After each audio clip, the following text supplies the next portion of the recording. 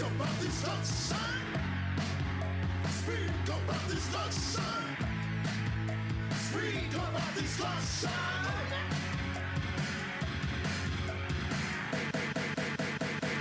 Welcome to Blowback. I'm Brendan James.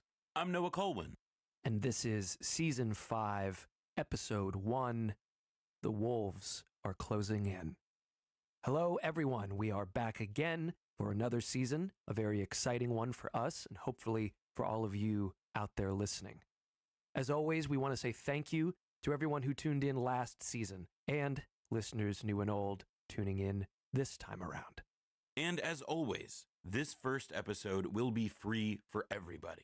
And we hope you join us for the rest of the season, which you can do by going to blowback.show and hitting the big button that says subscribe.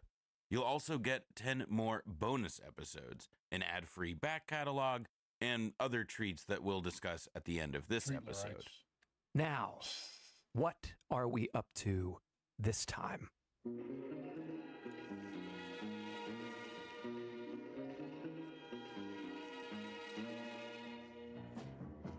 Well, this season, we are finally confronting a subject people have been demanding for a very long time, but not perhaps in the way that people expected.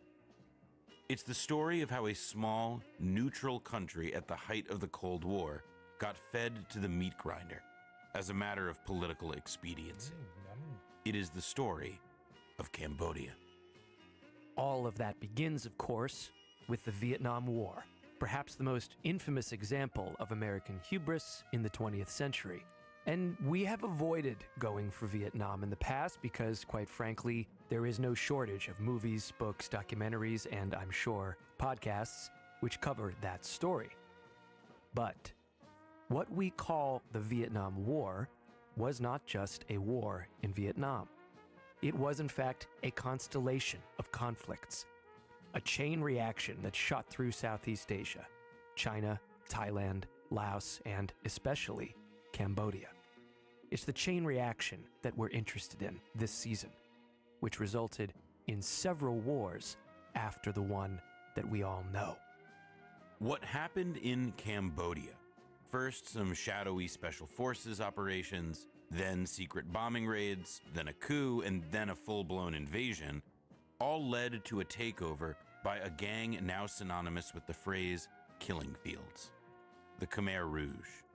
Pol Pot's seizure of power in 1975 culminates in one of the great human catastrophes of modern history, and a new war, one that many Americans today have probably never even heard about. The war in which the Socialist Republic of Vietnam, America's enemy, toppled Pol Pot and stopped what is now known as the Cambodian genocide.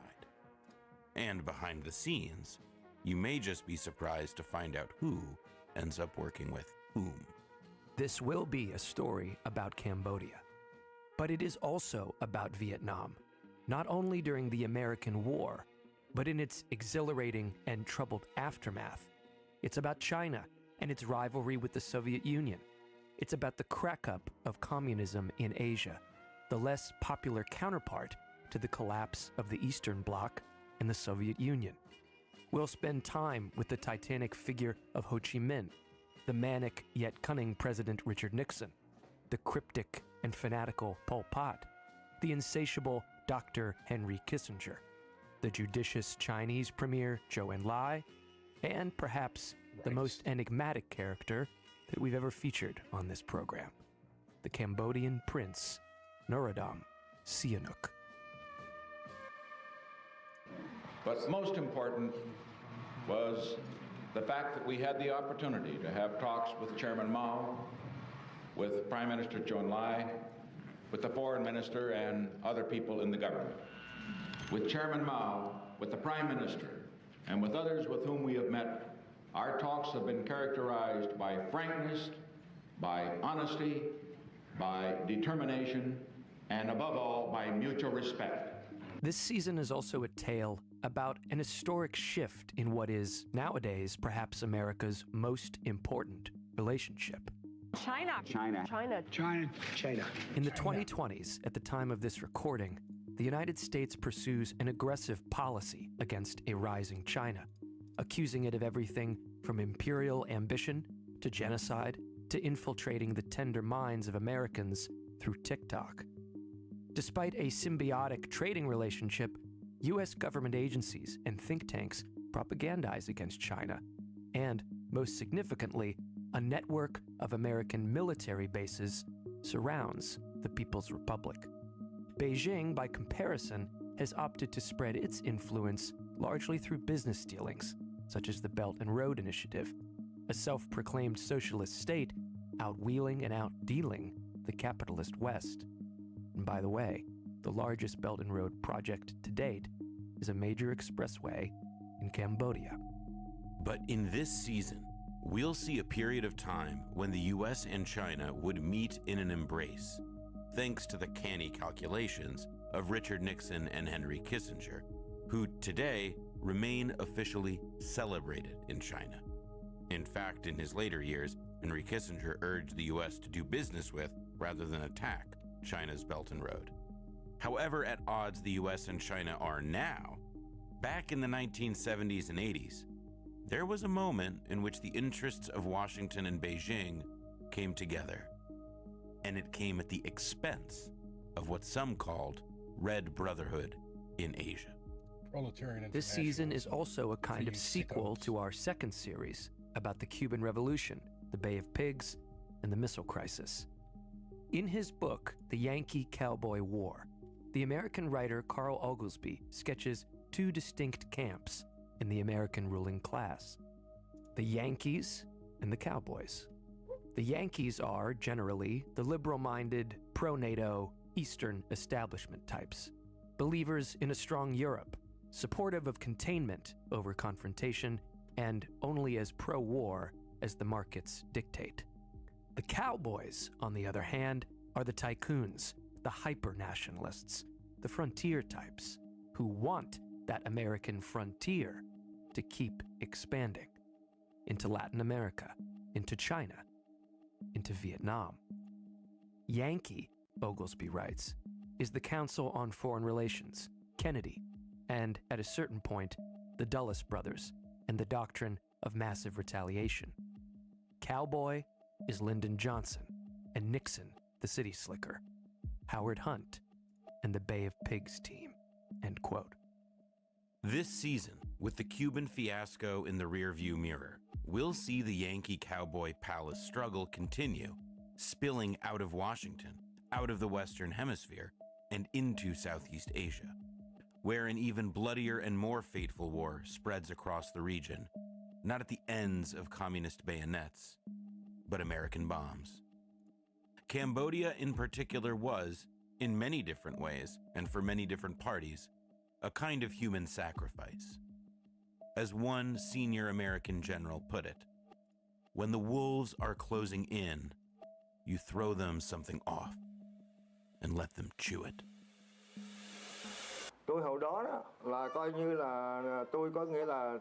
I was fighting against the U.S. at the Cambodian border. In 1970, there was a campaign to sweep through the area, so our troops fled to Cambodia. After the liberation of the South in '75, I came back to this land. In March 2024, we visited Cambodia and Vietnam. In Cambodia, we traveled to see killing fields firsthand, as well as the Khmer Rouge torture center in the capital city, Phnom Penh. We also drove west across the country to see the millennium-old temple complex Angkor Wat, and ate lunch in a town once famous for catastrophic American bombing. In Vietnam, beyond Ho Chi Minh City and Hanoi, we traveled to villages near the Cambodian border, home to massacres that precipitated the war between Vietnam and the Khmer Rouge. All the while, we met with people and conducted interviews. In the Cambodian village of Nek Long, along the Mekong River, one man walked us across a field. He informed us it had once been a military base. When we reached the far side of the field, he pointed out a crater that had been filled in, like a small pond. Inside that pond, he told us, was an unexploded bomb buried in the water. a simple way to mark the spot and keep people away. Another resident of Neklung, nicknamed Auntie, made us lunch and told us about how, even when things became normal in the 1980s, there were still explosives buried all across Cambodia. For a long time, they produced thousands of casualties across the country, each and every year. We were no longer terrified of everything. We enjoyed seeing our family. I would say our lives were good. We were no longer scared of war. The war was over. But there were plenty of landmines around here. In Neklung, it was normal to hear landmines explode and people dying.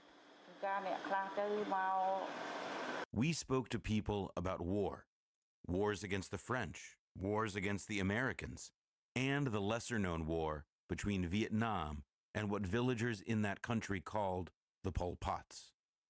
In southern Vietnam, one woman, Mrs. True, told us the story of a massacre committed by the Khmer Rouge against her village.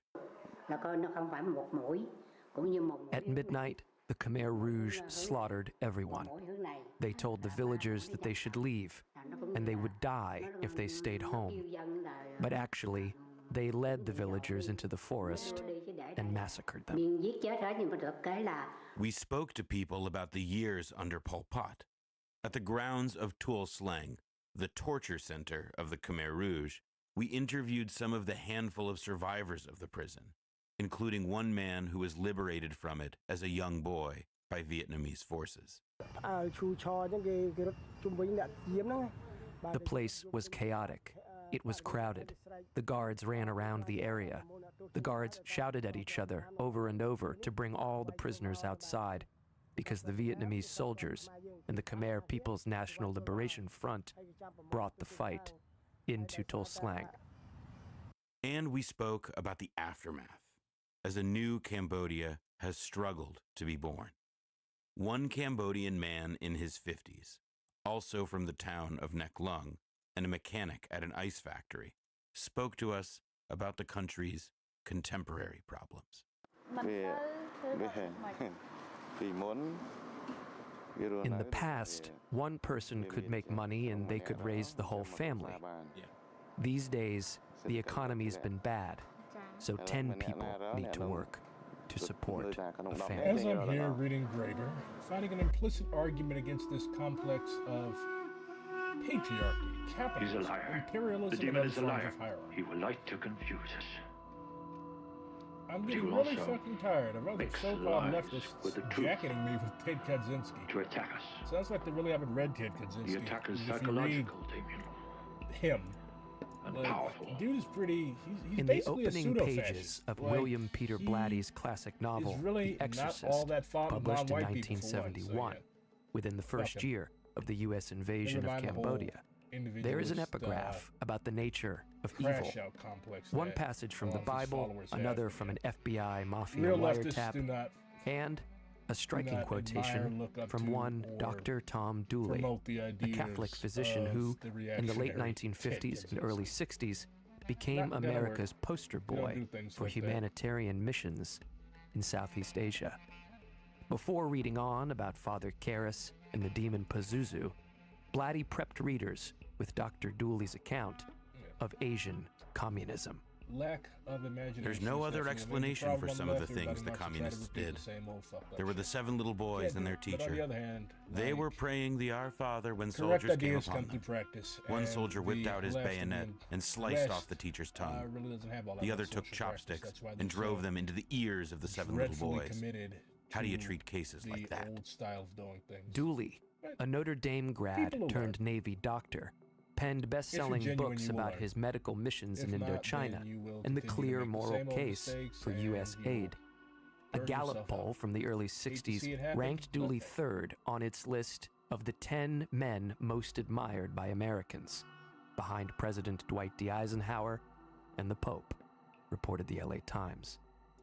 It was only later that people learned the good Dr. Dooley had been a CIA asset. His sensational reports of pure commie evil, such as the passage in Blatty's classic novel, were fabricated, part of a propaganda campaign. Agency Chief Alan Dulles and Colonel Edward Lansdale, whom listeners may remember from our second season, utilized Dooley for his prestige and popularity, not only for domestic propaganda, but also as a conduit of intelligence inside Indochina itself.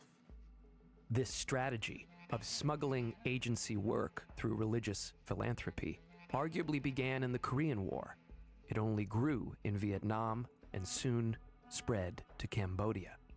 In this season, we dug into the archives and found reports of a massive Christian CIA collaboration in Cambodia that would have made Dr. Dooley proud. Perhaps, your government and the CIA are not cooperating with each other. We've covered some basket case governments on this program before, but the pro-American regime installed in Cambodia following the U.S. invasion might be the most dysfunctional of all time. If Italy can be described as a state with a mafia, Cambodia in those years was a mafia with a state.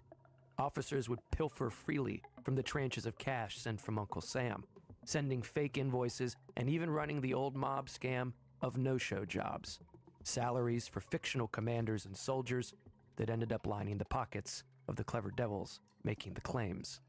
It wasn't just the Cosa Nostra of it all. Some of America's go-to guys in Cambodia were positively Strangelovian. One commander purposely filled his office with miniature furniture and decor in order to make himself appear larger and more imposing. Another, who was almost always liquored up, one day demanded that a subordinate place a cat on his head, then back off several yards to shoot it off. The poor soldier tried to say no, but orders are orders. Of course, the cat jumped off, and the soldier instead blew a chunk of the commander's head clear off. The commander survived, though, and was subsequently placed in charge of the most important campaign against the communists. Today, the nation paused to remember on this National Prisoners of War and Missing in Action Recognition Day. The Defense POW-MIA Accounting Agency, the POW-MIA flag, a POW-MIA bracelet. The President and First Lady have restored the POW-MIA flag to its original location on top of the White House residence. One of the intrigues of this season is the diplomatic war between the U.S. and Vietnam that came after the military saga itself. You see, in a private letter, Richard Nixon, as it turns out, promised Vietnam what amounted to reparations for the American war.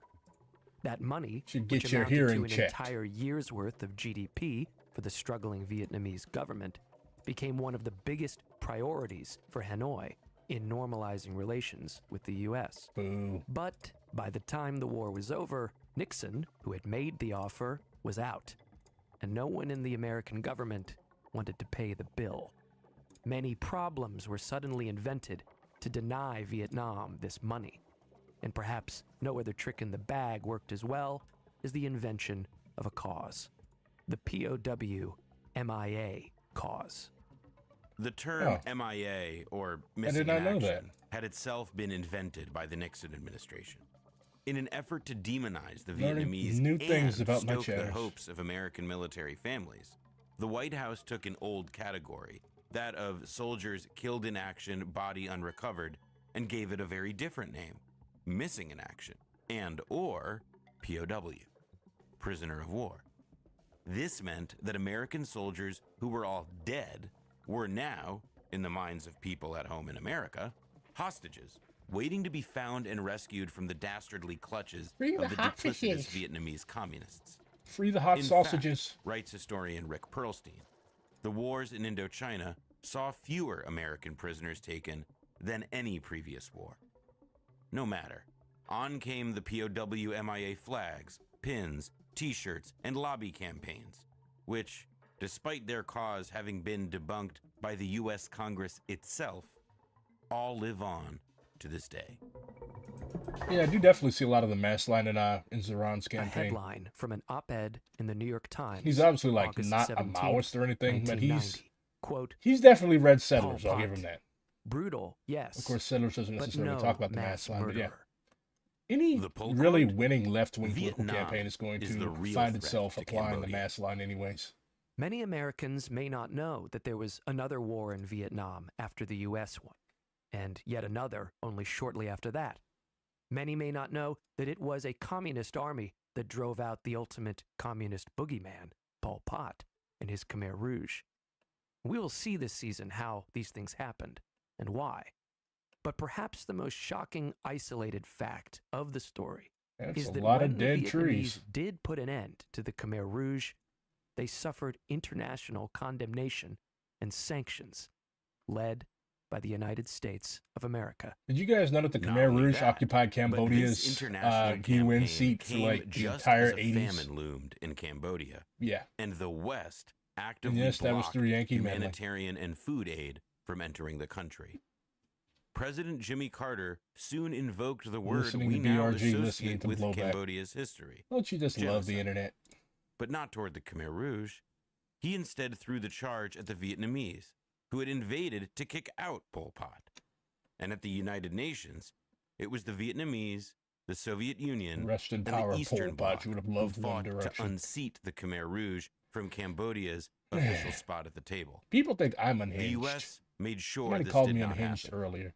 Steve, if After you're one of the watching this, you UN can still votes, hop on the writes stream, one by the way. reporter, It's not too late. An American delegate found Come. someone shaking his hand with great enthusiasm. He looked up Come. and saw that it was a Line Khmer Rouge struggle. leader, Yang Sari, grinning broadly.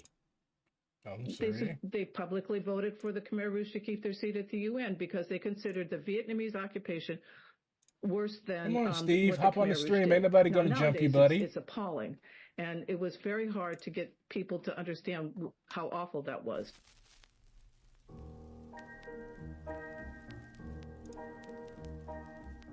This season, we shall meet and bond with everyone from Pol Pot's personal cook to Admiral Jack McCain, father of John, whose breathless rants on the communists in Cambodia would literally cause him to pass out.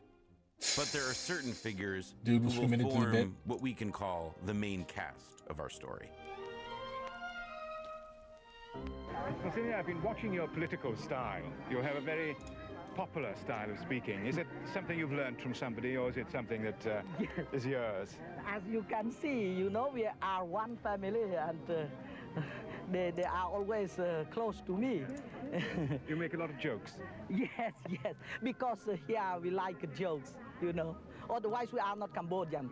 King, politician, filmmaker, recording artist. Prince Norodom Sihanouk was first and foremost, and by his own account, a naughty boy.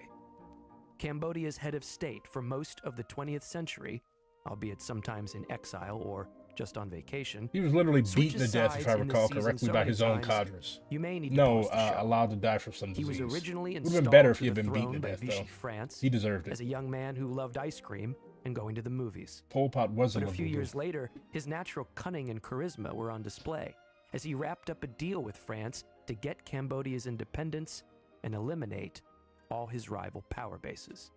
When it looked like Cambodian politics might get out of his control, he abdicated the throne and became a politician. For many years, his canny opportunism served Cambodia well as the U.S.-Vietnam War spun outwards. When the Vietnamese looked poised to win, Sihanouk railed against U.S. imperialism. With the tide turned the other way, he appeared in Washington, hat in hand. It was Sihanouk who coined the term for Cambodia's communists, Khmer Rouge. He cracked down on the young radicals. That is, when he wasn't co-opting them and appointing them as potted plants in his government. Yet he was wanna be a lifelong potted friends plant. with Communist China's Premier Zhou Enlai and North Korean President Kim Il-sung, and he often enjoyed time at guest mansions in Beijing and Pyongyang. It's hard not to take a shine to Sihanouk, whether he's forcing his cabinet to act in his homemade movies or forcing the prudish leaders of the Khmer Rouge to join him in watching porno.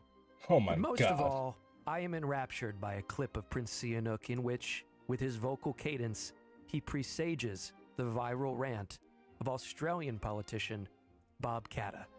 I mean, you know, people are entitled to their sexual proclivities. You know, I mean, let there be 1,000 blossoms bloom as far as I'm concerned. I do not want you to be involved again in the governmental affairs of my country. But I ain't spending any time on it, because in the meantime, every 3 months, a person is torn to pieces by a crocodile in North Queensland. Which accent is uglier, the South African English accent or the Australian English accent? I'm going to go with I'm leaning towards the Australians, to be honest. Just a very, very guttural, disgusting voice. There has never been anyone in the American government quite like Henry Kissinger.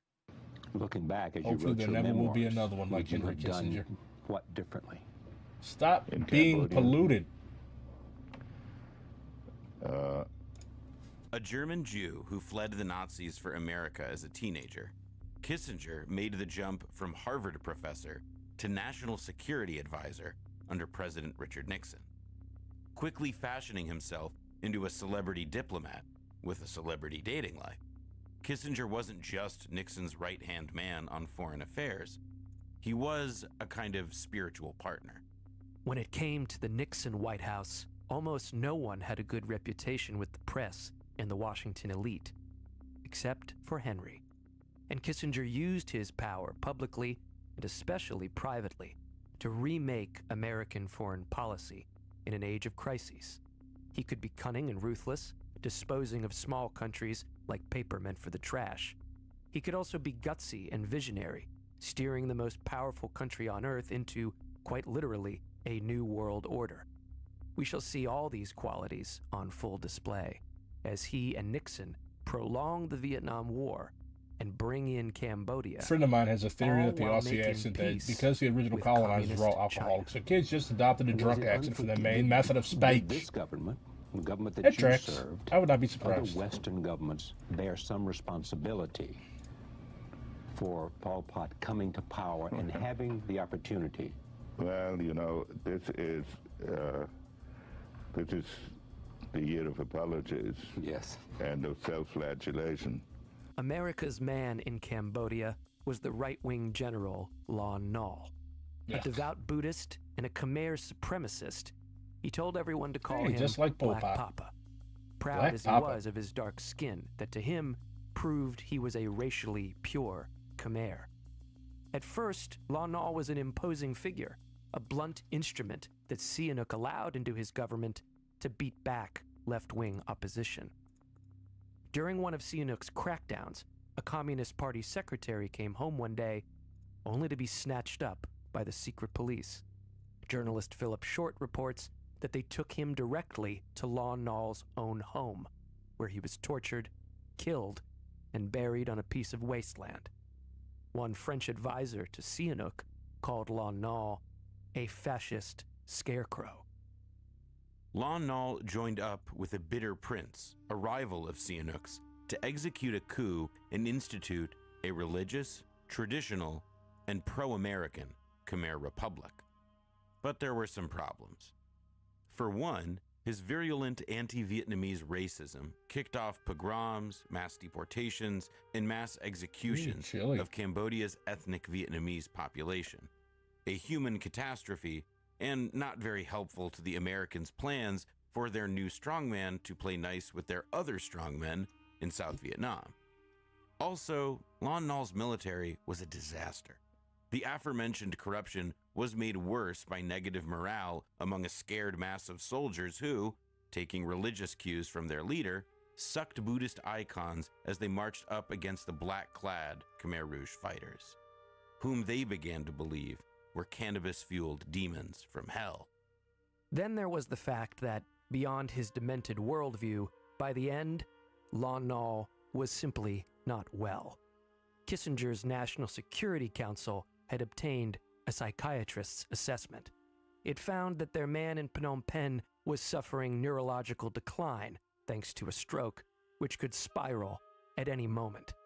Certain envoys to Cambodia, like Kissinger's right-hand man, Alexander Haig, caught a taste of this side of Lon Nol Reagan's boy. when, for example, the dictator collapsed into tears in his office, requiring the ice-chewing American Haig to cheer the man up with a cold and awkward there.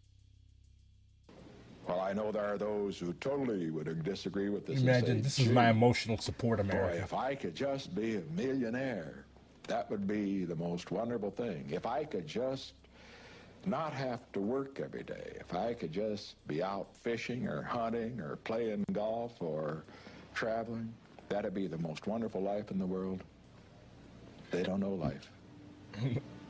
Because what makes life mean something is purpose, a goal, the battle, the struggle. Richard Milhouse Nixon has been a supporting character on this show before. As a congressman and then vice president beating the drum of anti-communism, an anti-China, anti-Castro hawk defeated by Jack Kennedy in the 1960 election. Now we shall see what Nixon does with the power of the presidency that he has sought all his life. Always seeing himself as the outsider to the Eastern elite's game, Nixon's administration will be a uniquely paranoid place, even by the standards of White Houses.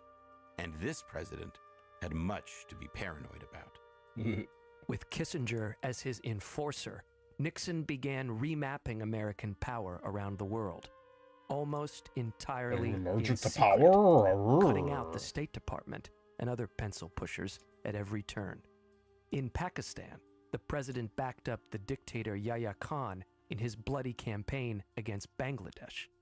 Over in Chile, the Nixonites supported the successful CIA effort to overthrow the democratically elected socialist Salvador Allende. And through his war on drugs, Nixon turned America's sleepy border with Mexico into a narcotics conflict zone. And so on, and so on. But Nixon's ultimate puzzle was Indochina. Unable to smash the communists into submission, he doubled down, expanding the war. I don't know what any of that means. Up the bombing. Nixon's failure stoked his paranoia and his rage. After delivering one televised speech in April '71, Nixon rang up Kissinger to vent and, of course, to receive his subordinates' praise. But did that come across? I mean, it was the president. I had, after all, heard it before. Yeah. I had a lump in my throat when I heard it. Well, you know, it brought a lump to mine, strangely enough.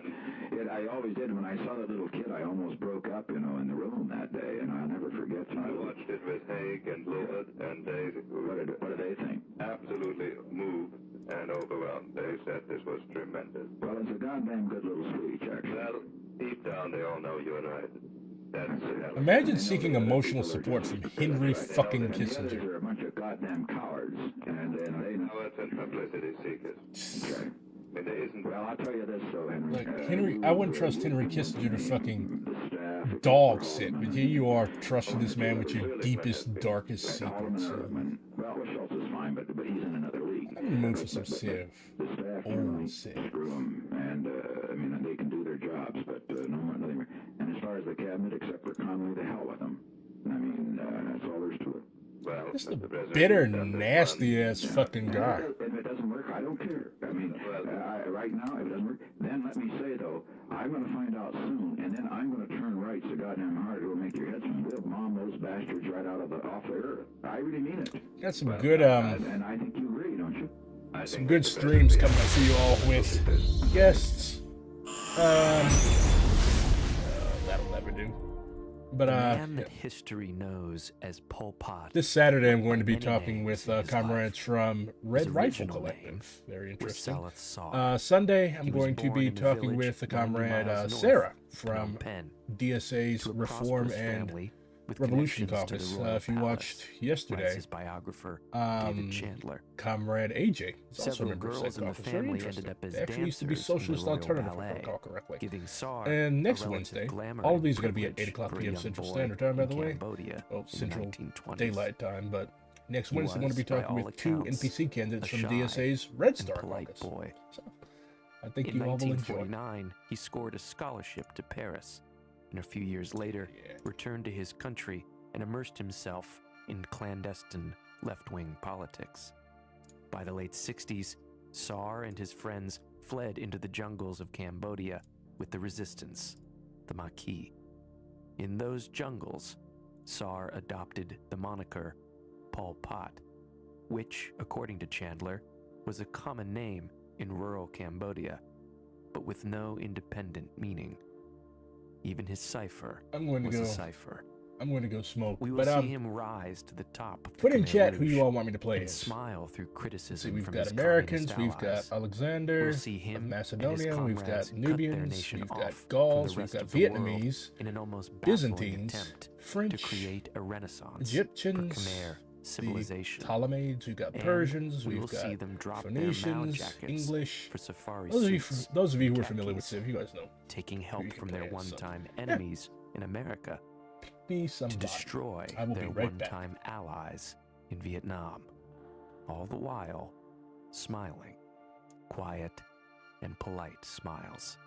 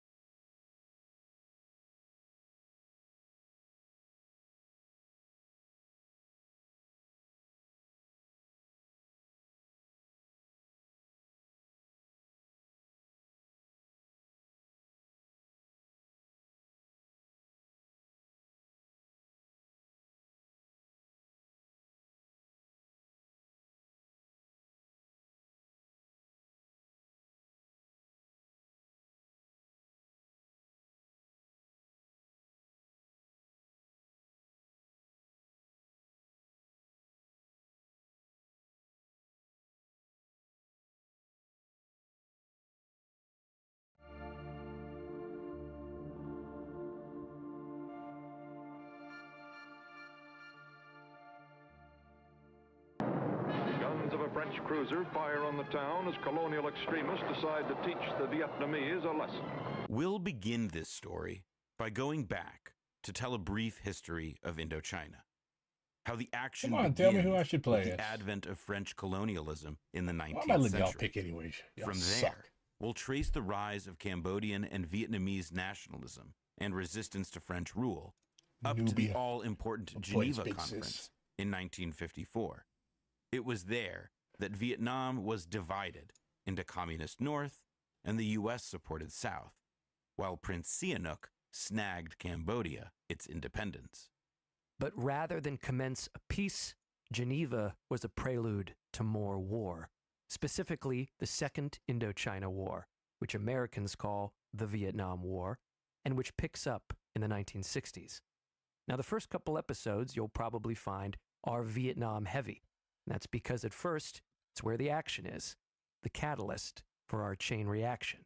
So, if you want your Vietnam fix from Blowback, here is where you will likely get it.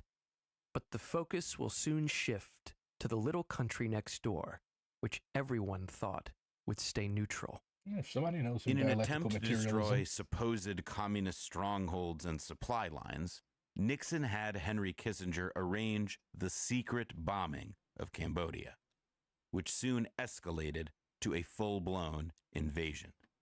And a coup ousts Sihanouk for the violent mystic general Lon Nol and opens up a whole bloody Cambodian civil war. The victors of that war were the Khmer Rouge insurgents, just as the Vietnamese communists take Saigon. In Cambodia, now called Democratic Kampuchea, 3.5 years of darkness begin. The country's ruling gang, led by the mysterious Pol Pot, enforces an agrarian slave state, emptying the cities and piling up bodies. He was an Anprim. And so when the Khmer Rouge were finally kicked out of power by Vietnamese troops in 1979, we shall see the emergence of new friends. I'd rather have these 10 radical Labubus. one-time Fuck Dubai. communists, including the United States. Through the 80s, the Khmer Rouge put the screws to America's primary Cold War nemesis, Khmer Rouge Vietnam, put the screws and its to their benefactor, own people. the Soviet Union. The snake eats its tail once again. Kill or be killed, Jack. Phnom Penh taught me that. As always, this season you'll hear from a wonderful array of guests whose work formed the essential research of this story. We speak with journalist Elizabeth Becker, historian Vumin Huang, returning champion the muckraker Cy Hirsch, scholar Ben Kiernan, and of course, all the people we met in Cambodia and Vietnam during our travels. So, if you want to join us, head over to He wasn't a left dom, he was an Blowback.show Anprim. and hit the big button that says subscribe. You will also get 10 bonus episodes consisting of full interviews with guests, a dive into the looting of art and antiquities from Cambodia, a look at the American-backed drug networks in Southeast Asia from this period, Yay, the and the Kuomintang. story of Vietnam-era racism against black sailors on the USS Kitty Hawk. And as a Which resulted in subscriber, a you'll get big discount fucking codes mutiny. for t-shirts, hats, and posters that are available at blowbackshop.com. Our Metal Gear themed stuff from last year is also still available. And keep an eye out for this season's soundtrack coming later in the fall. I like podcast merch. Get to it, folks. Head to blowback.show and hit the big button that says subscribe. Maybe I should start doing And we'll shirts that see say you Cracker Control. on the other side.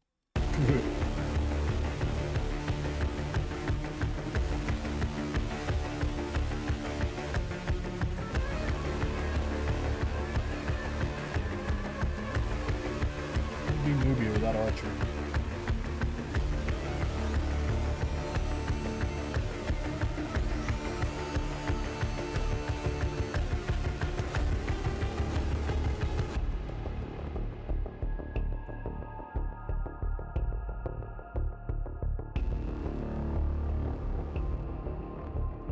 I don't know if keep flooding now. Wonderful Nubia.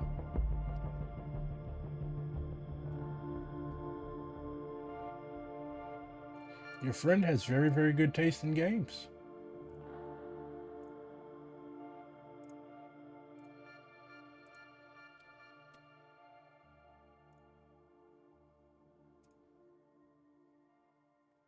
Setting. Need a gift that melts tension fast? Hand and Stone Massage and Facial Spa invites you to give the gift of awe with their biggest savings of the year. I want the gift of put a little bit back on. Fucking hands.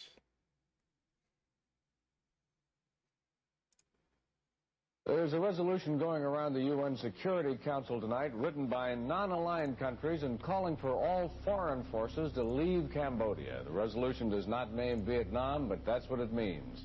The Security Council may vote on it Monday, and Russia will surely veto it. When the Khmer Rouge were swept from power in 1979, Cambodian Prince Norodom Sihanouk was freed from house arrest. The decision to release him reportedly came at the urging of the Chinese government. But Sihanouk was still handcuffed to the Khmer Rouge cause as a figurehead in a new struggle. Pol Pot informed the Cambodian royal that his new assignment was to defend his country against the Vietnamese invaders at the United Nations. Upon his arrival at Peking, Prince Sihanouk, perhaps the best-known Cambodian on the international scene, held an extraordinary 5-hour press conference. I do not approve of the internal policy of Pol Pot. No, I do not approve of his internal policy, his policy of violation of human rights. But his external policy is good. His determination to defend our territorial integrity and national dignity, national independence is good. I approve of it. I will continue to support him. When the prince and his wife, Princess Monique, arrived in New York City in January 1979, he was the freest he'd been in many years. China was paying his $1,200 a day tab for a suite at the Waldorf Astoria Hotel in Manhattan. And 10 blocks away, proletarian at the Security internationalism. Council, Sihanouk lobbied hard for the United Nations to condemn the military occupation of Cambodia. They don't want the black launched man to by have Vietnam. anything. The debate on Cambodia has been going on for 3 days now, and Richard Hunt has this late report on it. Prince Norodom Sihanouk, who has been king, prime minister, and elected chief of state in Cambodia, is now a prosecutor, accusing Vietnam of invading his country and the Soviet Union. Maybe if your country had been sneaking across the border and massacring Vietnamese people, they wouldn't have been invaded. Quote, Sihanouk met old friends and made new ones. But despite Sihanouk's impressive anti-Vietnam bombast from the lectern in New York, the prince and his wife were far more interested in getting out of the orbit of the Khmer Rouge. Chanda has more. Quote, it had become clear that his missing children and his sister-in-law and her husband had been liquidated by the Khmer Rouge. Talking to diplomats, journalists, and Khmer compatriots, Sihanouk came to grasp the magnitude of what had happened in Cambodia. His personal agony and the condemnations he faced as representative of Pol Pot were added to grave personal loss at the hands of the Khmer Rouge. Sihanouk was still a prisoner. 3 Khmer Rouge cadres who had accompanied him from Phnom Penh not only shadowed him in his every public appearance, but even shared the hotel suite with Sihanouk and his wife. On Saturday, January 13th, Imagine working at the Waldorf Astoria and some big ass fucking while Khmer standing Rouge in an elevator, bodyguards coming out Sihanouk slipped a demand note room to service. Secret Service agents. It read, Dear Inspector, I request the help of your team to free me from the control of the Khmer Rouge, who are now staying with me at the Waldorf Astoria. Tonight, exactly at 2 in the morning, I will surreptitiously leave my suite, alone with a suitcase. Please be kind to take me in a car directly to the office of Mr. Andrew Young, the permanent ambassador of the U.S. at the United Nations. Many thanks. When handed the note, a shocked Andrew Young passed it along to Secretary of State Cyrus Vance and his deputy, Richard Holbrooke. Holbrooke later recalled, we decided to do a little cloak and dagger operation in the middle of the night. Sihanouk successfully made his 2 a.m. rendezvous. The American message to Sihanouk, conveyed later in the day by Andrew Young, was, defect if you want to, but why don't you think it over for a while? Once a person defects and loses his identity, he loses his usefulness as a political leader. My government has requested me to come here in order to pay homage to the United Nations first, and second, to the United States. Speak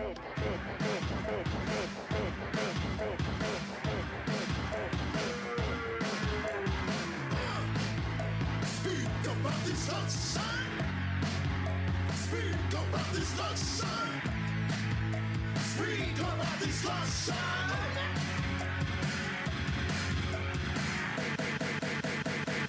Welcome to Blowback. I'm Brendan James. I'm Noah Colwyn. And this is Season 5, Episode 9, Le Cercle Rouge, the Red Circle. Last time, the tensions between the Khmer Rouge and the Socialist Republic of Vietnam exploded into a border war launched by Democratic Kampuchea, which in turn escalated into a Vietnamese invasion of Cambodia. It doesn't even the go government together. Of Pol Pot, Yang Sari, Khieu Samphan, and the rest was driven out of Phnom Penh within a matter of weeks. And with I love this dude. The nearly 4-year reign of nonstop violence, torture, and forced labor was at an end. In this episode, we'll witness what came after the Khmer Rouge, how the Vietnamese occupied Cambodia and dismantled democratic Kampuchea. If you do that, the Italians should be able to do whatever they want to you, to be honest. Which had been so thoroughly ravaged by the American War and the reign anchovies of are enough of a violation. Now you've got whole ass salmon on your pizza. Famine loomed over the land. I don't like Italians, had to be organized from scratch. And perhaps most ominously, the Khmer Rouge were down, but not out, and regrouping in the west, along the border with Thailand. The diplomatic breakthrough between the U.S. and China, engineered by Richard Nixon and Henry Kissinger years earlier, had by now morphed into a pact to crush the mutual nuisance of Vietnam. President Jimmy Carter, who had entered office determined to normalize relations with Hanoi, had given up on those tough negotiations for the much greater prize of securing commercial ties with a post-Mao China. And I remember every Hawks game in his I've ever administration, played, led I don't by recall ever playing National Battlefront. Security Advisor Zbigniew Sounds like some Brzezinski, Star Wars stuff. known as the Bleeders, had a plan to bleed Vietnam. Through secret channels, Washington and Beijing would support the return of the Khmer Rouge as the legitimate government of Cambodia, and support Pol Pot's forces as a new nationalist insurgency. The Khmer Rouge, in turn, would drop its socialist iconography and, as Pol Pot put it, turn to the west and follow their way.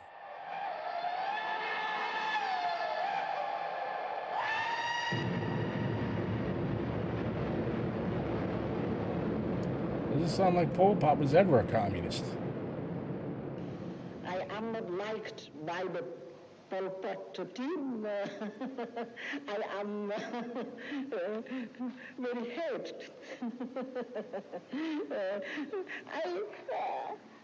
I do not want you to be involved again in the governmental affairs of my country. There's this new game that the comrades turned me on to. It's called Peak. Basically, you climb a mountain with a group of other people. I will speak out. I mean, my name is Black Redguard, not Sir Edmund Hillary, but during Prince Sihanouk's attempt to secure asylum comrade gifted in it to me for my birthday. He checked in to Lenox Hill Hospital to sit tight and review his options should the Americans say no, which they did. Cyrus Vance, U.S. Secretary of State, soon paid the prince a visit. The Secretary of State said the prince was free to hang around in the U.S. as a guest, but he did not mention asylum. Why risk upsetting America's more important friends? The Americans, as good friends do, told the Chinese government early on about Sihanouk's attempt to defect. At first, Beijing's response was, the prince can do what he wants. But the Chinese and Washington were both queasy about losing such a valuable political asset. In AKA fact, a puppet. even their enemies in Hanoi valued Sihanouk's political standing.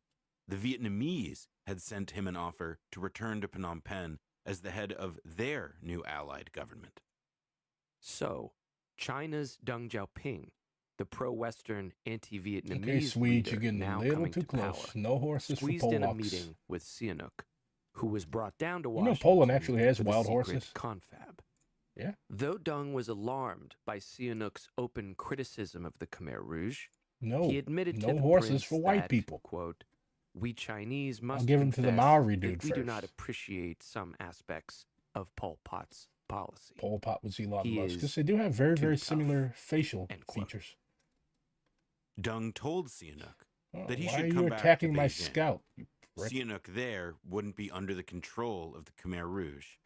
And China, which had, after all, pushed for his release, had once been a second home for him, and would lose face if Sihanouk had relocated to the United States.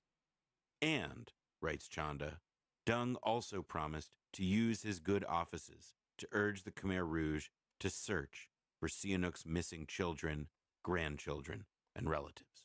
Who were all dead. Sihanouk accepted the offer. The minor diplomatic crisis that began with his note in the elevator was now over. But the prince's optimism for a quiet sojourn in China, as Nayan Chanda puts it, was mistaken. A dramatic new plan to punish Vietnam for throwing out the Khmer Rouge was only just beginning. Poland doesn't exist. It's a myth. Just like Ohio. After seizing Phnom Stay Penh woke, in brothers early and sisters. January Do 1979, not fool Vietnam for was now the East political and German military propaganda. power in Cambodia. Its troops were welcomed and celebrated by the desperate and exhausted masses of Cambodians. What's up, Unc? Whatever natural xenophobia that Pol Pot and his comrades had counted on to mobilize the population against the notorious Vietnamese I'm going to play hordes as him now. failed to I didn't know they added Sundiata to this game. In fact, Polish as the people peaked in welcomed Haiti. Foreign troops. That is true. Some took revenge on the fleeing Khmer Rouge forces. One of Paul's secretaries, If you don't know what I'm reports talking, if you don't know what the journalist camera Philip was Short, talking about, was the stunned Polish by the Legion reception was a villagers group gave the of Khmer Rouge. They hated us. Of Polish troops who were basically press They ganged just into wanted us Napoleon's imperial There were army, cases of and they were individual deployed to Haiti soldiers to who smash the became revolution separated there. from their comrades, But they being ended up disarmed defecting and beaten to death, to the and of to the revenge Haitian killings cause. of local Khmer Rouge Yeah, let's play officials. as Unc. End quote. A Cambodian waiter told journalist William Shawcross that when the Vietnamese invaded, he'd heard of one or two Khmer Rouge killed in Do a revenge primordial map. Plenty by of women volcanoes. with their bare hands. But with democratic Kampuchea in tatters, the overwhelming desire inside Cambodia was for calm, stability, peace. And the Vietnamese knew it.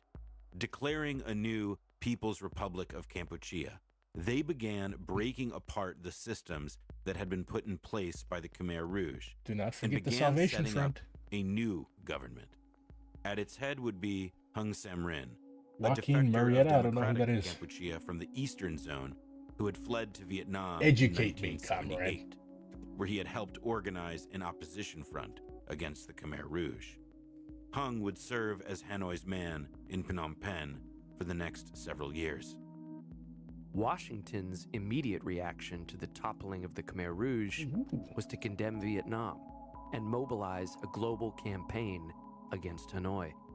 Global campaign to support genocide? Write Grant Evans and Kelvin The Rowley, Americans? Must be a most day ending in governments Y. tried to punish post-Pol Pot Cambodia, as well as Vietnam, Post-Pot. for the overthrow of Pol Pot's government. Post-Pot Cambodia. The People's Republic of Kampuchea was denied normal commercial as well as diplomatic relations with Western countries, end quote. Japan and the Europeans immediately cut off economic aid to Vietnam, reports Shawcross, and the United States moved to restrict those few loans that had already been extended by international institutions such as the IMF and other projects funded by the United Nations. The campaign against Vietnam and the new Cambodian government would not stop here. And the message is getting through. African, Asian, and Latin American speakers have paraded to the microphones to denounce outside interference in Cambodia's affairs, as Ambassador Leon Ndong of Gabon did today. United States Ambassador Andrew Young has been willing to let others denounce Vietnam. He spoke briefly today. The international community cannot allow to pass in silence the acts that have just taken place. He was an old folk hero and a social bandit in California. Yeah, I learned something new today. Yes, I can safely say I fuck with a social bandit. Other plans call for freedom of movement and religion, both freedoms reportedly denied under the Khmer Rouge, and a provision for a return to the cities, which were evacuated after the fall of Phnom Penh in 1975. On January 1st of 79, reports Wilfred Burchett, the Vietnamese-backed government had already begun implementing policies of post-Khmer Rouge Cambodia. Quote, there was nothing very revolutionary about them. They included freedom of movement, including the right of all people to return to their original homes and villages, the election of management committees at factories and cooperative farms, freedom of religion, and the reintroduction of education and public health services.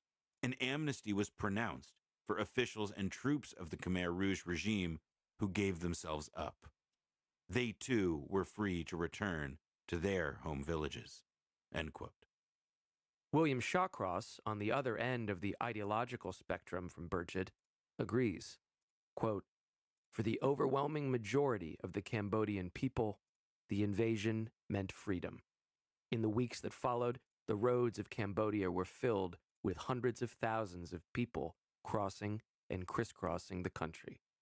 Thin, poorly dressed, often with no possessions at all, they were searching among the awful wreckage of recent years for their families, for friends, for their old villages, for some traces of the past on which to build the future. Behind the scenes, of course, the Vietnamese would hold the reins of power. There were all too few Kampucheans they could train and trust as collaborators. On the other side of things, this was still a military occupation, and the Vietnamese ran a tight ship. Nothing like the Khmer Rouge, of course, but they were hardly ready to hand over the keys to Cambodians right away. Quote, the new this is government not online promised to Catan, it's respect called human Civ, rights, you fucking writes Philistine. historian David Chandler, including freedom of opinion and association. But it treated political opponents severely, as all earlier regimes had done.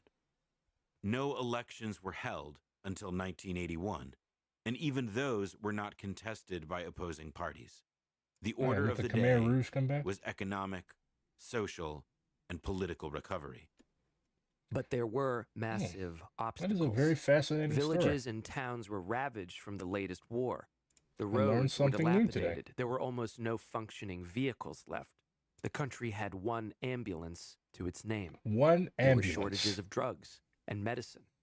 One correspondent from Agence France-Presse reported, the Cambodia that survived Pol Pot is like a dismembered body trying to return to life. Its economy is shattered, its communications severed. Millions of acres of rice paddies have been abandoned.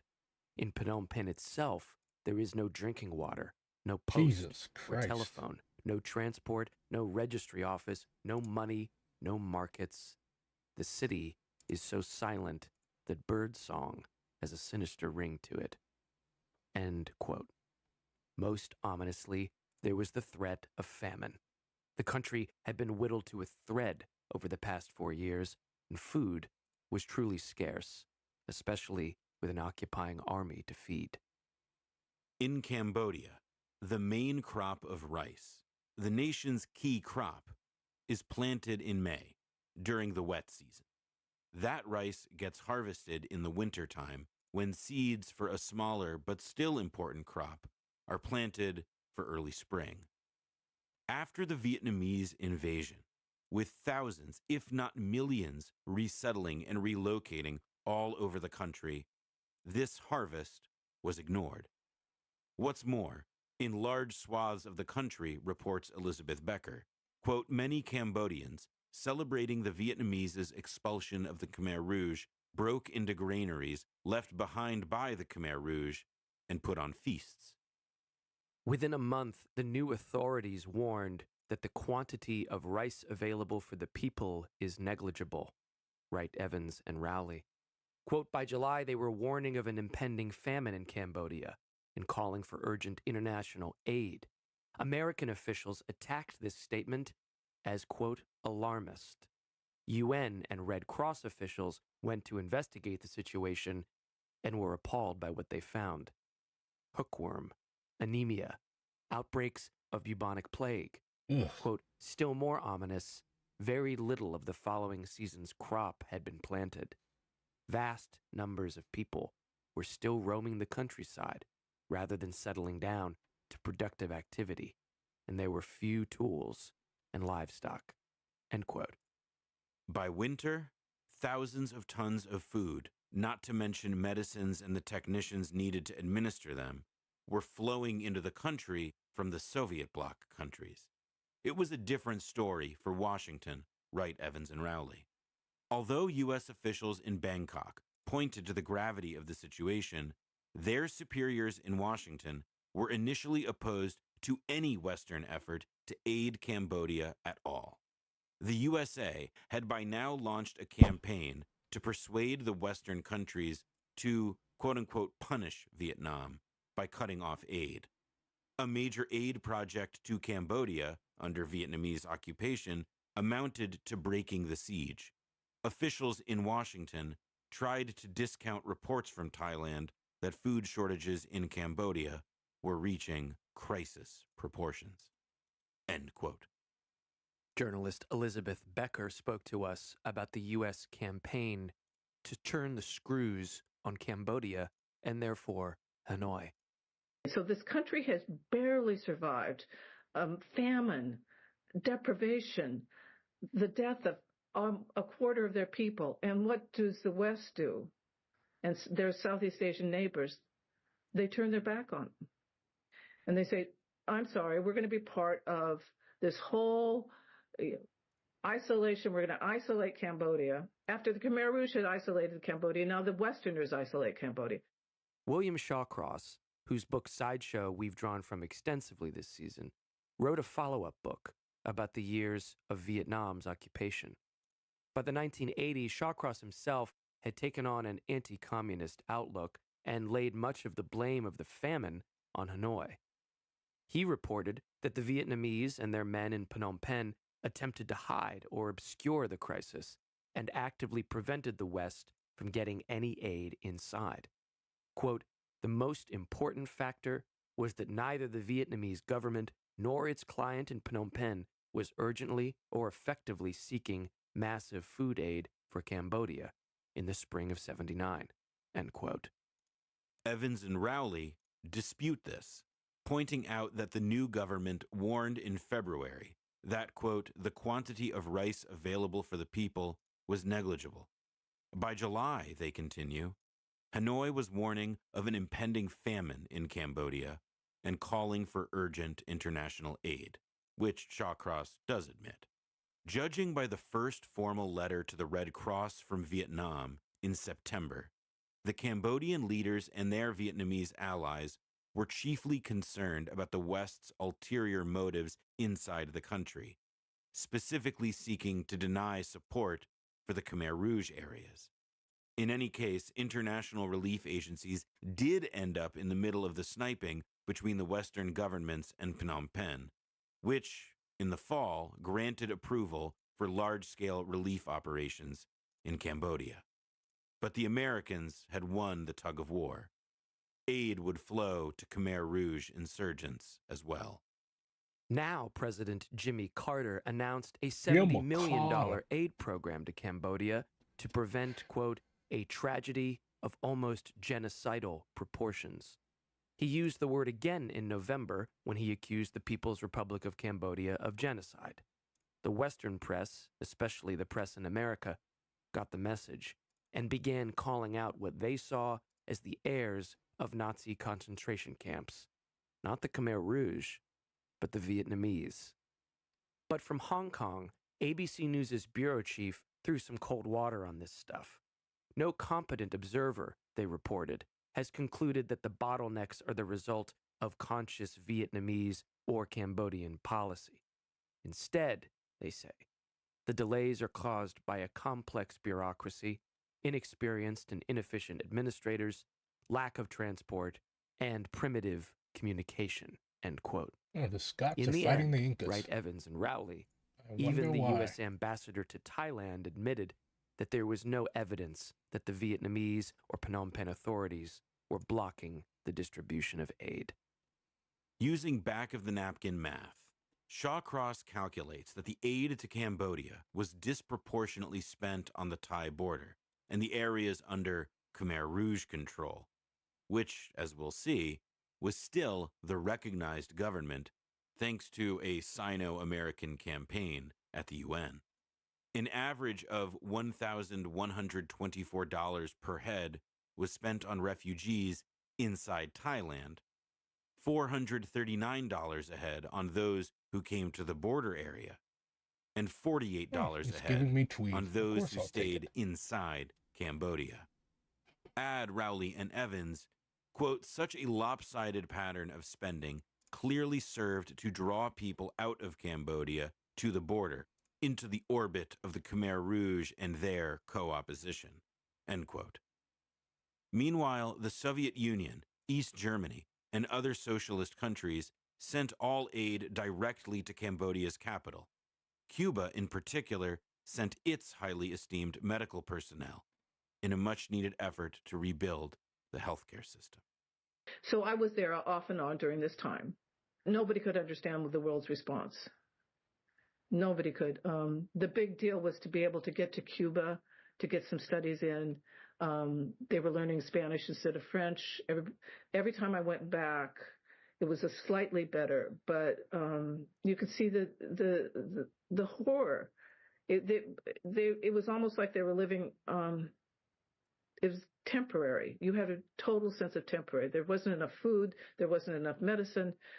They tried to rebuild education, and but they kept being blocked. Friends who could left. The best left because there's so little to stay for. Brain drain. In 1961, Mao Zedong boasted to a visiting British general, quote, "We are Marxist-Leninist. Our state is a socialist state, not a capitalist state. Therefore, we wouldn't invade others in 100 years, or even 10,000 years." End quote. His successors, write Grant Evans and Kelvin Rowley, proved him wrong within 3 years of his death. End quote. We have been giving the Kampucheans all kinds of material assistance, but they don't need any advisors. The message seemed clear: arms and supplies, but no commitment of advisors, presumably meaning that China will not intervene with troops. The scene is late January 1979. China's Vice Premier, Deng Xiaoping, is visiting Washington for a very special and very secret meeting with President Jimmy Carter. In an interview with us, the historian Wu Minhuang told us about this moment. China was already very unhappy with Vietnam. Better not invade me. He was always going to visit Y'all better not, D.C. and then stick to Egypt. Mind your own business. Y'all better not fucking invade me. Because the two sides agreed on a historic normalization of relations. It was supposed to be a big celebration in Washington, D.C. After the parties and galas, Deng Xiaoping told President Jimmy Carter, hey, I need a private meeting after this. It's very important. Only bring their closest circle, people that we really trust. And they had that meeting in the White House later that night. And Carter said, what's so important? And Deng Xiaoping presented him with the specific plans for a punitive invasion of Vietnam that would last exactly a month. Olive oil So and the black Chinese broth. it was very Yummy. well planned. It was very specifically planned, and they were always going to retreat. It was always just going to be a limited operation. He promised that to Carter. Carter said, "This is shocking. I need a day to respond." The next day, Carter presented Deng with a 9-point argument against a punitive strike on Vietnam. In my opinion, he said, a concerted effort through the United Nations or other international fora could prove to be much more damaging to Vietnam and her allies. But Carter didn't change Deng's mind. The ironic thing is that Deng was doing it for the United States. The United States did ask for it, but he did it for the United States in the sense that he believed this is what the United States needs. This is the sort of thing that would get the Americans woken up to the threats of the Vietnamese and the Soviet Union, and they would eventually be happy with him. And so it's a very convoluted way of thinking. It's almost illogical, but in some ways it worked. In a Radio Hanoi broadcast tonight, Vietnam admitted Chinese troops are advancing. Several provincial capitals are threatened. Already 2 major Vietnamese towns are said to have been overrun, plus a string of villages along the 500-mile border. The invasion formally began on February 17th, as China dispatched 250,000 troops across its border with Vietnam.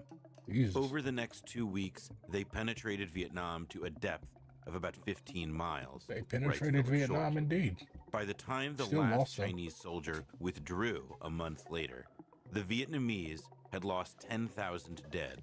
Their military infrastructure along the border had been destroyed, and their already weak economy crippled.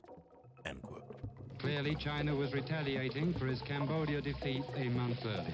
As far as political consequences giving you horses went, so you can train the Soviet cavalry Union was to attack discredited, writes Short, as it had conspicuously failed to come to the aid of its ally.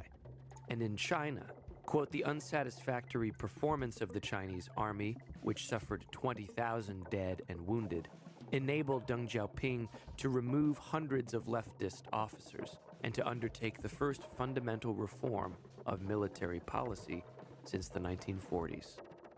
But China's actual stated reason for fighting the war, punishing Vietnam for its occupation of Cambodia, that didn't work out. This is a blowback. Not only did the Vietnamese Expeditionary Force remain in place, but in mid-March, as the Chinese invasion was underway, it launched a new offensive against Pol Pot's base in the west.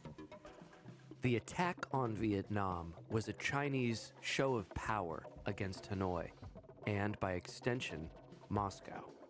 But the nascent Khmer Rouge guerrilla force, now supported by both Beijing and Washington, that was something else. That was the start of an insurgency. The refugees on the border was a huge story. The story that the Americans heard mostly were about the refugees and how the United States was helping the refugees. There are very few stories about inside Cambodia. And the cliche was, this was Vietnam's Vietnam, which is completely wrong. National Security Advisor Zbigniew Brzezinski had never held much interest in Indochina. That is, until he saw the Vietnamese invade Cambodia in Christmas of '78. The way Brzezinski saw the world, every socialist country or ally of the USSR was not merely an ally, but a total puppet of the Soviet Union. The invasion of Cambodia was therefore, obviously, a Soviet plot to control Indochina. On the television program Face the Nation, President Carter's National Security Advisor Zbigniew Brzezinski was asked about the fighting between the two communist countries. I find it very interesting primarily as the first case of a proxy war between China and the Soviet Union. Do you think... War? How do you mean that? The Vietnamese are clearly supported by the Soviets, politically and militarily, and the Cambodians are supported politically and perhaps militarily by the Chinese. Do you have any intelligence that Russian advisors are on the field, No. Chinese advisors? No, we do not. The Cambodians, however, claim that there are, and the fact that they are claiming it is itself politically important, even if untrue. And so, just as he would do a year later, when the Soviets themselves entered Afghanistan, Brzezinski decided to make common cause with a band of local fanatics to punish the communists.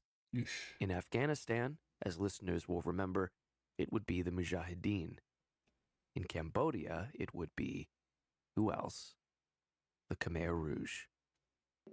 They publicly voted for the Khmer Rouge to keep their seat at the UN because they considered the Vietnamese occupation worse than what the Khmer Rouge did. Now, nowadays, it's appalling, and it was very hard to get people to understand how awful that was.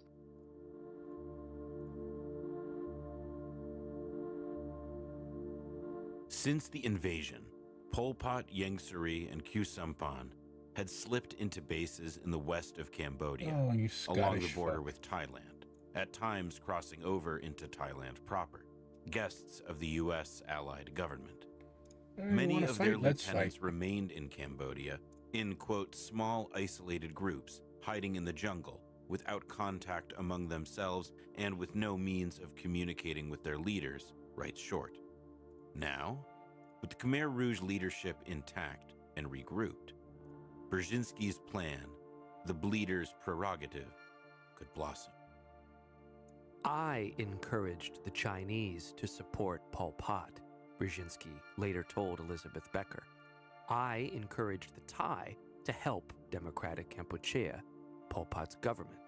In the spring of 1979, Brzezinski says, he used the visit of Thailand's foreign minister to press forward his plans. The support from Bangkok that he secured was key. The border region with Thailand would serve as the base of the Khmer Rouge for the next several years, again, not dissimilar to what the border area between Afghanistan and Pakistan provided for the Mujahideen. And thus was sealed, as Short puts it, a Faustian pact between the U.S., China, and the Khmer Rouge.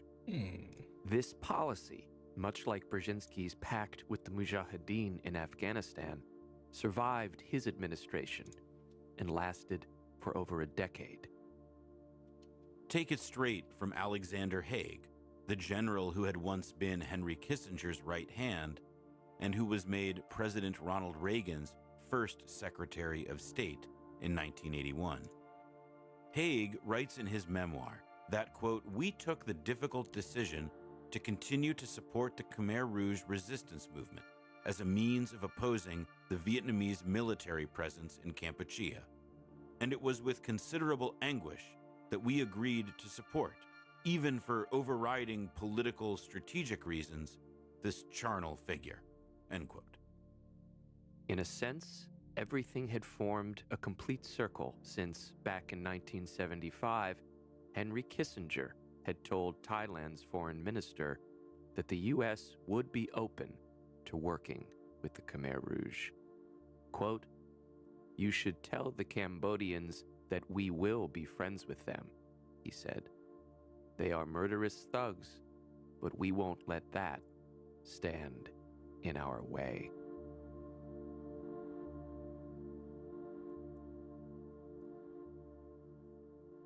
The assembly of a new Khmer Rouge army was no less grim than its old reputation would suggest.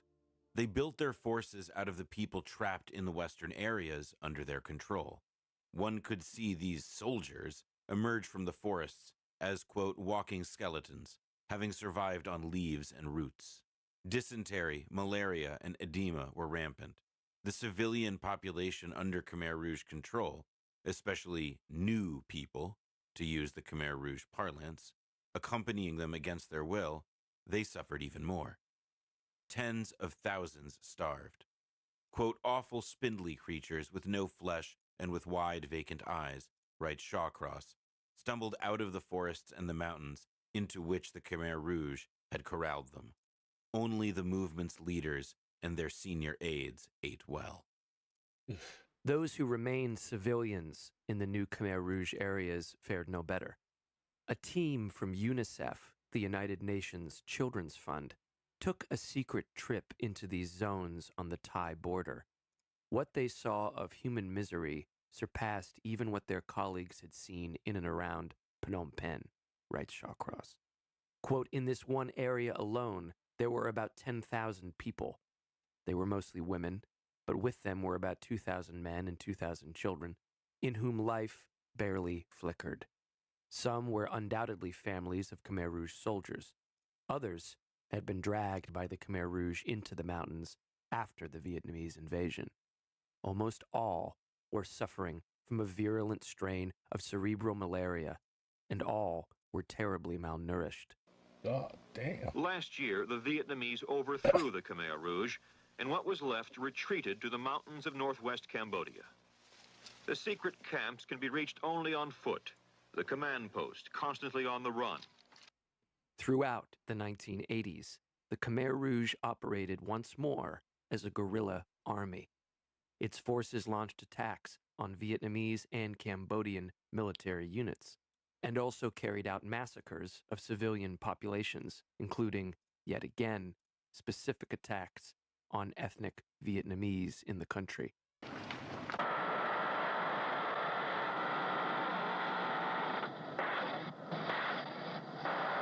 They lay landmines across Cambodia, which blew people up just the same as those left over from the American War.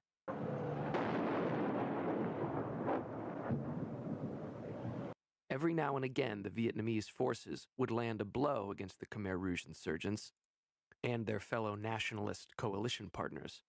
But with its leaders safely ensconced along the Thai border, the movement could always melt back into the jungles. But here in his jungle hideout is the most hated man in Cambodia, Pol Pot, demoted now from Prime Minister to simply commander of the guerrilla forces. Salith Sar, who had for years now gone as Pol Pot, once again changed his name, this time to Fem. With it, changed the entire ideological basis of the Khmer Rouge. We are abandoning the socialist revolution, said Yang Sari to the New York Times. Pol himself remarked to a comrade, we have to turn to the West and follow their way. The new-look Khmer Rouge shed their black peasant garb, writes Short. Quote, the troops now wore jungle green, courtesy of their Chinese allies. The cadres white shirts and dark trousers.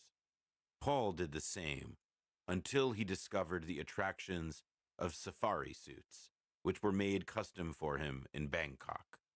He liked pastel colors, especially pale blue, end quote. But not everything was coming up Pol Pot. By the middle of the 80s, he had been diagnosed with Hodgkin's disease and had to go to Thailand for medical treatments. With the Khmer Rouge insurgency making headway, he moved his base up to a scenic mountain ridge. He also decided to remarry. By this point, his wife Therese had completely succumbed to her schizophrenia, writes Philip Short. Pol took a new bride, a young woman named Maya. During the summer of '84, he and his new bride toasted each other with orange juice. They would, by next spring, have a newborn daughter. End quote. In the only interview ever given to American television, Pol Pot outlined for ABC News producer Phil Lewis what he had hoped to accomplish in Cambodia. As Pol Pot's daughter entered the scene, one of his old enemies left it. Lon Nol, the once pious right-wing dictator of Cambodia, had fled in the aftermath of Khmer Rouge victory, first to Hawaii, then California. In 1985, he passed away from a heart condition at the age of 72. In interviews since his exile, wrote the LA Times, Lon Nol expressed bitterness and said he still considered himself the Cambodian leader. Quote, the fact is, I am president of the Khmer Republic. End quote. The Vietnamese had the capital, but they were not able to dislodge the insurgent forces from the border areas. In turn, the occupation, however welcomed at first, was beginning to lose its sheen. Politics were back to life, and many resented the deep ties that the politicians in Phnom Penh had with Hanoi.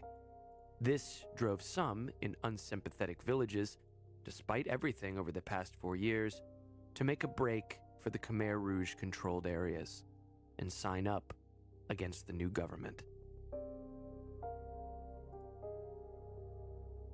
As Zbigniew Brzezinski had said, the United States could not be seen to be directly supplying the Khmer Rouge, but it could supply a nationalist umbrella coalition. But the Khmer Rouge was known to be by far the largest and most powerful member of that coalition.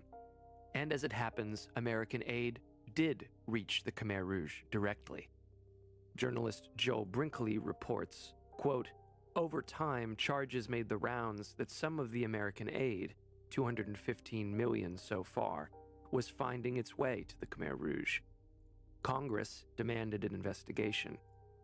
The State Department dispatched investigators to have a look. Sure enough, they found some leakage. But the head of the investigation played it down, asking, quote, "Isn't the larger objective here defeating the Vietnamese puppets in Phnom Penh?" What the Khmer Rouge had done to their fellow Cambodians was so unspeakably cruel, it is almost impossible to imagine that the world, especially the United States, would ever tolerate them in power again. This hour is about the return of the Khmer Rouge and American tolerance. Years later, in 1990, Peter Jennings and his team at ABC aired a report, denied by the administration of George H.W. Bush, that the United States had been and was still supporting the Khmer Rouge against the Vietnamese and its allied government in Phnom Penh. The U.S. is the largest donor of aid in these refugee camps. In half a dozen such camps, U.S. aid is distributed through the United Nations, but the camps are controlled by the various Cambodian military factions, which means U.S. aid is going to the military organizations, including the Khmer Rouge.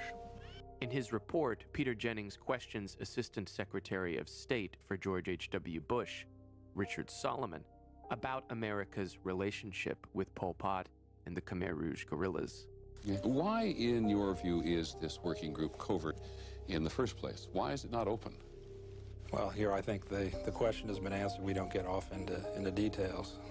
But you've no explanation of why the Cambodia working group must be covert? My guess is the host country doesn't really want to have foreign troops on its borders and would just as soon the problem went away. Is it also possible that because there is some involvement in the working group with the Khmer Rouge, not just with the non-communist resistance? Well, again, I can't get off into details, much of which I'm not even aware of, frankly. Anytime a Fed tells you they can't get off into details, they're lying to China you. and Thailand to support the Khmer Rouge on the military side. Far more valuable was the Americans' diplomatic support. At the UN General Assembly, the Khmer Rouge were still the official government representing Cambodia. The Vietnamese and Soviet bloc countries attempted to dislodge them, given that they had been driven from the capital and were now loathed by the vast majority of their countrymen. Yang Sari, now donning a sharp double-breasted suit, simply smiled through the passionate attacks on him and his organization.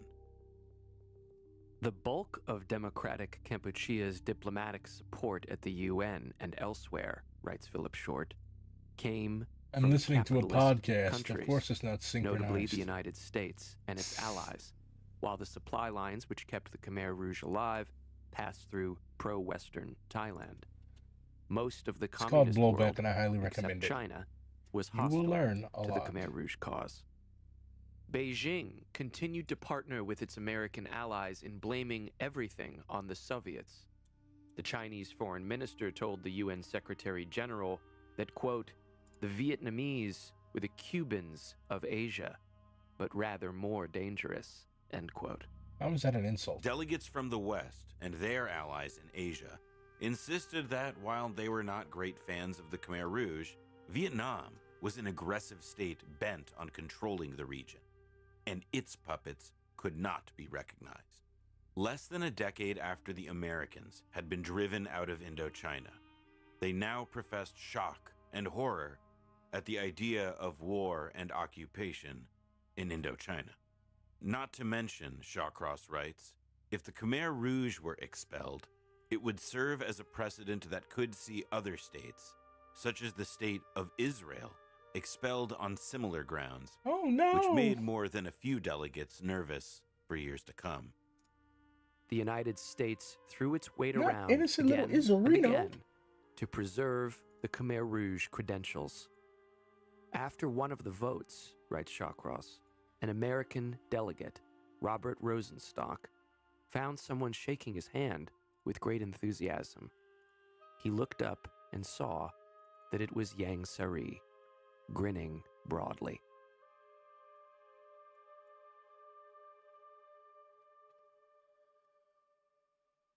The ongoing war with the revitalized Khmer Rouge insurgency created a new refugee crisis.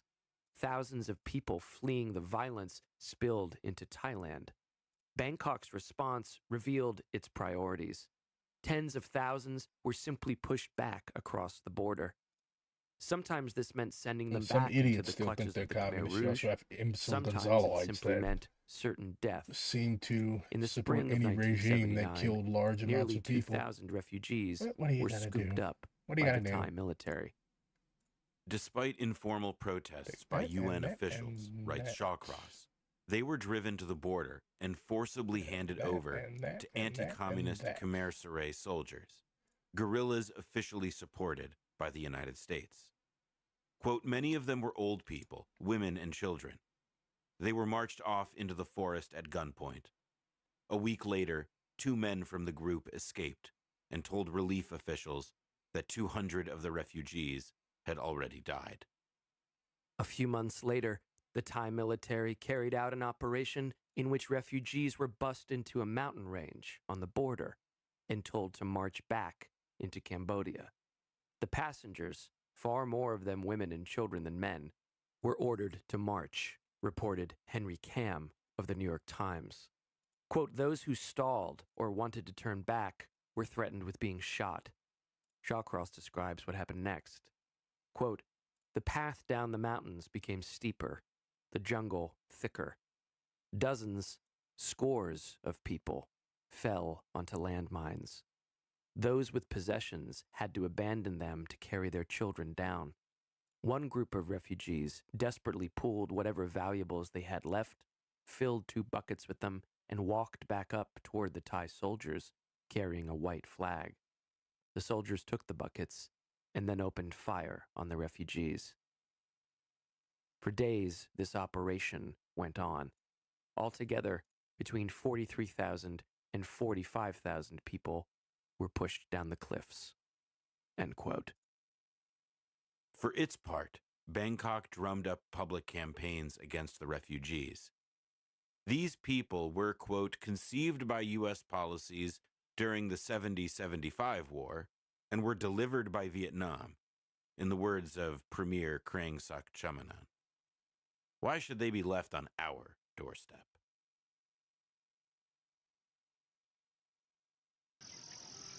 Here in the wild west of Kampuchea, the camps were ruled by black marketeers and warlords. In a circus of hope and despair, they fought with each other and preyed on the refugees.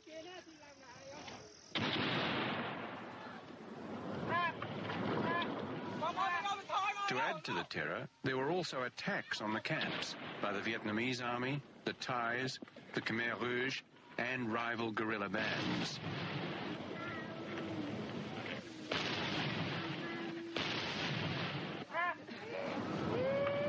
This time the attack was launched from Thailand. The shelling continued for more than 4 hours. More than 100 civilians were killed, many were children.